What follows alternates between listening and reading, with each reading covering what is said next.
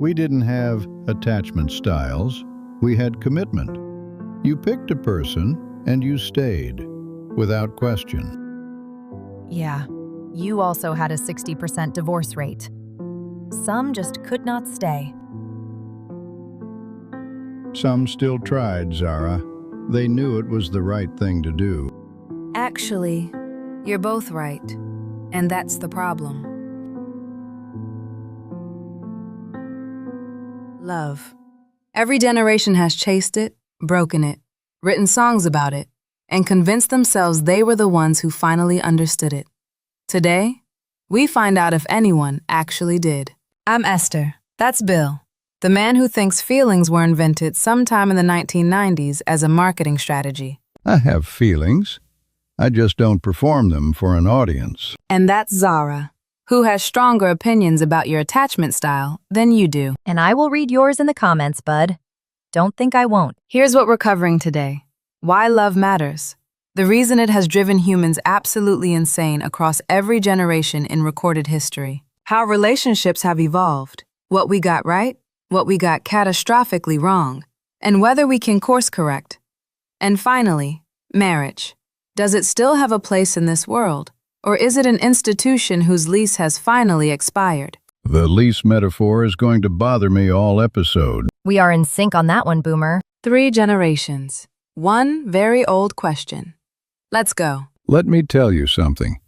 And I know this is going to sound old-fashioned to both of you, so go ahead and prepare your eye rolls now. Way ahead of you, my friend. Love wasn't something you went out and found. It wasn't a vibe. It wasn't a feeling you scrolled through options waiting to locate. Love was the reason you got up and built something. A house, a family, a life with another person. I remember coming to a point in life where I decided to engage with someone. You showed up for them, consistently, imperfectly, and over time you grew attached. Trust wasn't an app feature. It was something you constructed, brick by brick, through years of actually being there. And here's what nobody talks about anymore. Love as an act of will. Not just an emotion. An emotion can leave on a Tuesday. A committed man or woman shows up anyway. That's not boring. That's the whole point. Bill, I'll be honest. That was genuinely beautiful. And I mean that without a single drop of sarcasm. Something tells me there is a but somewhere. A little. Here's my thing, though. My generation was handed a very specific promise. They told us, you can have it all. The passion and the stability. The soulmate and the best friend. The lover and the co-parent. The person who makes your heart race and the person you want to talk to at 2 a.m. when everything falls apart. Those two things? They are in a fist fight with each other approximately 90% of the time. Amen, girlfriend. That is so real. Esther Perel, the therapist, not me, though I take it as a compliment. She put it perfectly. We expect one partner to provide what an entire village used to provide: intimacy, security, adventure, growth, validation, fun, purpose. That sounds exhausting. It is, Bill. It absolutely is. And we didn't question it. We just kept adding requirements to the person's specification and wondered why no one was meeting the brief. It's literally like a job posting that nobody qualifies for. Exactly. And then we wondered why we were lonely in our relationships at 34. Too real. That's just too real, Esther. Okay. So both of you have made solid points, I won't lie. But here's what you're both missing. I'm sure it involves the word vibe. Love is a vibe check, Bill. And I mean that seriously, not just as a meme. And how exactly is a vibe check a serious thing? Because our generation, no cap, refuses to perform love. We're not going to pretend we feel something we don't. We're not going to stay in a relationship because society tells us to, or because breaking up feels embarrassing, or because we've already been to 2 of this person's cousins' weddings. So staying, that's a novel concept to you? Staying in a good thing is beautiful. Staying in a bad thing and calling it commitment, that's not love, Bill. That's just low-key trapped. Zara's pointing at something real, Bill. The cultural script for your generation did make it harder to leave things that should have ended. And your generation's cultural script makes it easier to leave things that should have been worked on. And that is exactly why we have this podcast. Bill, I want to stillman your generation for a second. And I mean genuinely, not to set up a trap. Right. I'm watching for the trap either way. The research of Dr. John and Julie Gottman, 40 years of watching real couples in what they call the Love Lab, confirms something that aligns with everything you just said. They found that lasting relationships aren't built on grand gestures. They're built on what they call turning toward, small, consistent moments of connection, noticing each other, responding to the person in front of you. That's called paying attention. We used to call that basic decency. And you're not wrong. Your generation had rituals for it. Sunday dinners, routines, presents. The phone didn't exist to compete with the person across the table. Small satisfaction. Sure, I can almost see that trap coming up now. But your generation also had a spectacular blind spot. And there she goes. Trap laid. Not a trap, a truth. Staying was celebrated, regardless of what was happening inside the relationship. Emotional unavailability wasn't treated as a problem. Gender imbalance in the labor of love, who compromised more, who shrunk more, who disappeared more, wasn't considered worth examining. People had more resilience then. They didn't need to examine everything. Staying in something isn't always love, Bill. Sometimes staying is just fear dressed up in a tuxedo. Fear of being alone. Fear of what the neighbors say. Fear of starting over at 50. I'll think about that one. And now I have to do the thing I hate most. Hold up the mirror to my own generation. Ooh, okay. I won't judge, bestie. Millennials introduced something genuinely important. Therapy culture, attachment theory, emotional literacy. We started naming our patterns. Anxious attachment, avoidant attachment. We started asking, why do I do this in relationships? What does this remind me of from childhood? Where did this wound come from? And how's that working out? It's working out beautifully in therapy offices across the world. In actual relationships, we over-applied it. We became so forensically self-aware that we couldn't just be in a relationship without narrating it. We turned love into a project we could never finish, a deliverable we could never ship. Damn. A deliverable we could never ship? That's genuinely one of the saddest things I've ever heard. And I've been on Millennial Twitter. That grunt is not a compliment, Bill. No, but it's not nothing either. Okay, my turn. And I actually have receipts. I assume those are metaphorical receipts. Our generation did something genuinely revolutionary.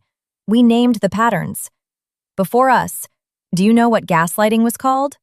Just Tuesday. Just, that's how relationships work. We said, no, that's gaslighting. That's love bombing. That's breadcrumbing. That's trauma bonding. If you don't have the language for something, you can't even see it happening to you. We gave people the language. I agree. That is one of the most important contributions of your generation to relationship culture. She has a valid point. Wait just 1 second. Did Bill just compliment me? You said it. Don't need to start posting reels about it. But I'll ask another question, Zara. Uh-huh. You've got more options than any generation in history. Dating apps with millions of potential partners. More relationship models. Open, polyamorous, situationship, whatever you want to call it. More freedom to leave, to choose, to define things your own way. And you're the loneliest generation on record. How do you explain that? That silence is growth, Zara. Shut up. All right. I want to give you both something you can actually use. Because this whole episode we've been diagnosing. And diagnosis without prescription is just expensive wallowing. First sensible thing said all evening. In his love lab, an actual research facility, Dr. John Gottman watched couples interact and measured their physiological responses in real time. What? They wired people up while they argued about the dishes? They did. and he found 4 behaviors. He called them the 4 Horsemen of the Apocalypse that predicted the end of a relationship with 90% accuracy. Criticism, attacking who they are, not what they did. Contempt, treating your partner as beneath you. Defensiveness, refusing to accept any responsibility. And stonewalling, shutting down completely, going silent. I have done all 4 of those. I'm not going to speak to any of that. Which is technically stonewalling, Bill. That was defensiveness followed immediately by stonewalling. That's a combo, Boomer. We're all somewhere on that behaviors list. That's the eye-opener. All right, moving to the final big question. Marriage. Does it still have a place? Of course it does. Full stop. End of segment. Dude, really? Come on, Bill. Marriage was literally designed when women couldn't own property. It was a legal transfer of a person. That's not what marriage is.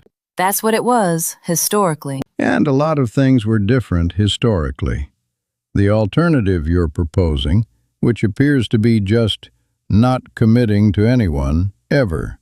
How's that working out for your generation's happiness levels? That's not what... Because from where I sit, the generation that rejected every structure looks considerably less happy, not more. A promise you make in front of people who love you matters. The ritual matters. The declaration that this person is my person, publicly, out loud.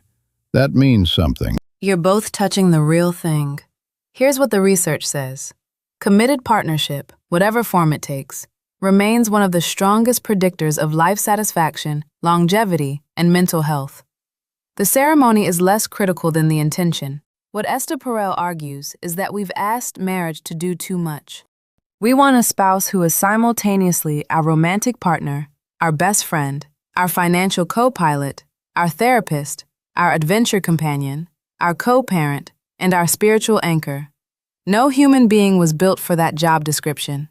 Then what? We give up? No, we get realistic. We stop treating love like a destination and start treating it like a practice. Now that I can actually get behind. Me too. Though I still think there's something to the ring. Bill wanting the ring is the most unexpectedly wholesome thing that has happened on this podcast. One word. Don't. Here's what I think we actually learned tonight.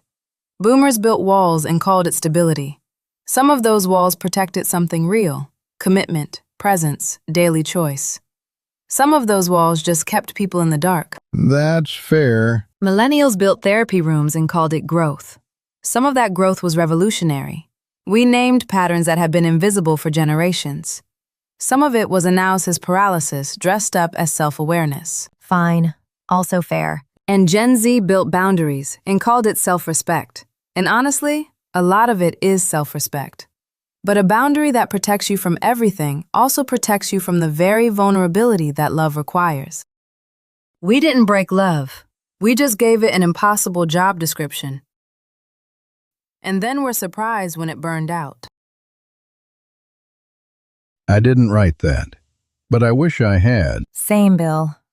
Same. I didn't hate this conversation. My dear Bill, was that another compliment you gave me? Are you okay? Should I call someone? Don't push it, Zara. Okay, besties.